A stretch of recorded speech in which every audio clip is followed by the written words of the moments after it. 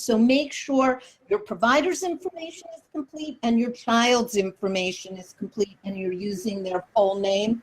Also, make sure you're filing the claims on time. The plans have timely filing limits. It's real short for Cigna, only 6 months.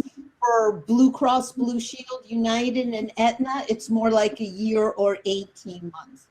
The common reasons your claims are denied can be more complex than those simple ones. It could be a coding issue. The plans love adding modifiers and changing codes on their billing, acceptable billing codes.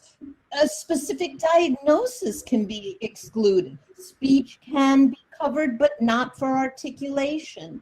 And it couldn't be that a pre-authorization was needed and it wasn't requested. That thing that people don't want to know anything about. You really do want to know it.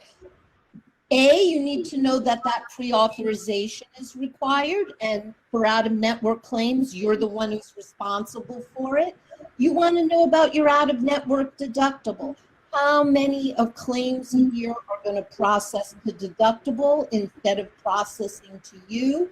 And what's the share of cost that the plan will pay once they start paying? So that's kind of why claims get denied in network, sort of an overview.